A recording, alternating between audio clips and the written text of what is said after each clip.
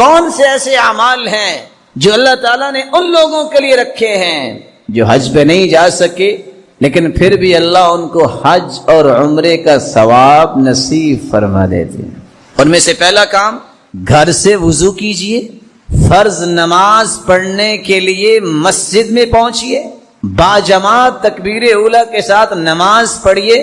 رسول اللہ صلی اللہ علیہ وسلم کا فرمان ہے، صحیح الجامع کی روایت ہے، ابو امامہ رضی اللہ تعالی عنہ روایت کے راوی ہیں، جو شخص گھر سے نکلتا ہے فرض نماز پڑھنے کے لیے، اللہ تعالیٰ اس کے نامہ اعمال میں اتنا ہی اجر لکھواتے ہیں جتنا حاجی احرام باندھ کے حج کرنے جا رہا ہوتا ہے، جتنا اس کو اجر ملے گا.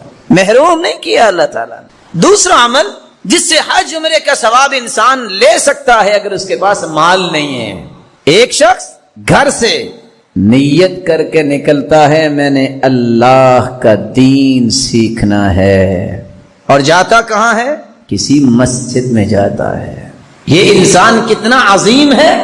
رسول اللہ صلی اللہ علیہ وسلم کا فرمان ہے، جو شخص گھر سے نکلتا ہے صبح صبح، یا دین سیکھنے جاتا ہے یا دین سکھانے جاتا ہے.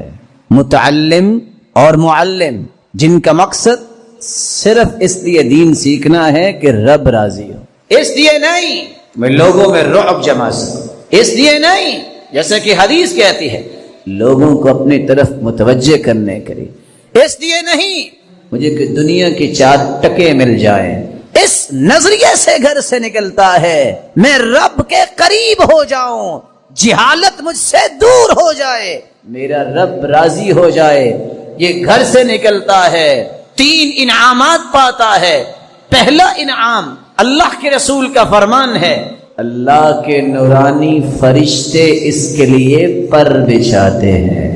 دوسرا انعام، یہ چل کے گیا ہے، صحیح الجامع کی روایت ہے، یہ کسی راستے پہ چلا ہے، کسی روڈ پہ چلا ہے، خواہ یہ گاڑی پہ گیا ہے، اس کے پاؤں پہ گرد، اس کے چہرے پہ، اس کے لباس پہ جتنی گرد پڑے گی قیامت کے دن جنت کی اتنی کستوری اس کو نصیب ہو جائے گی.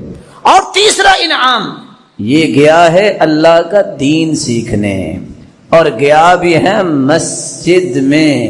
اللہ رب العزت اس کو اتنا ہی اجر دیں گے جتنا مکمل حج کرنے والے کو اجر دیتے ہیں.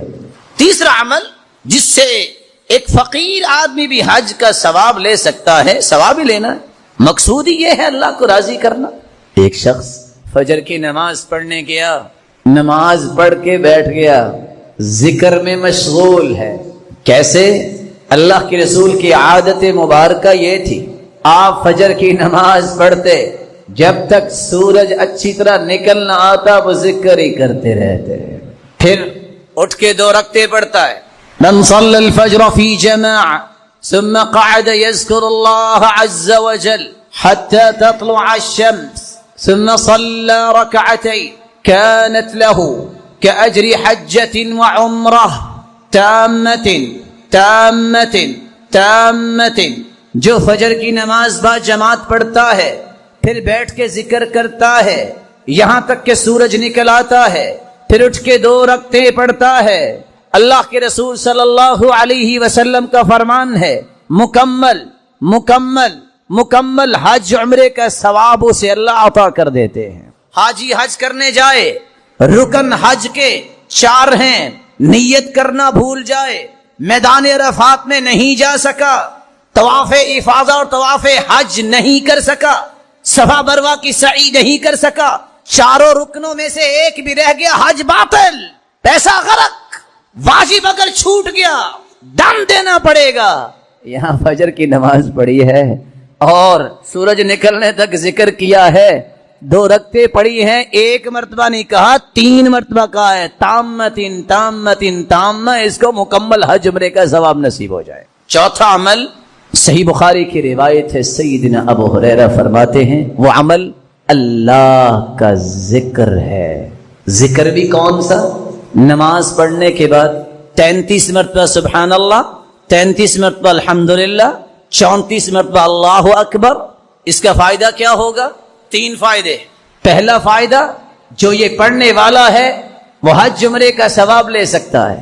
دوسرا فائدہ، یہ پڑھنے والا جو ہے اس کے زندگی کے سارے گناہ معاف ہو جاتے ہیں، خاص سمندر کی جھاگ کے برابر ہوں۔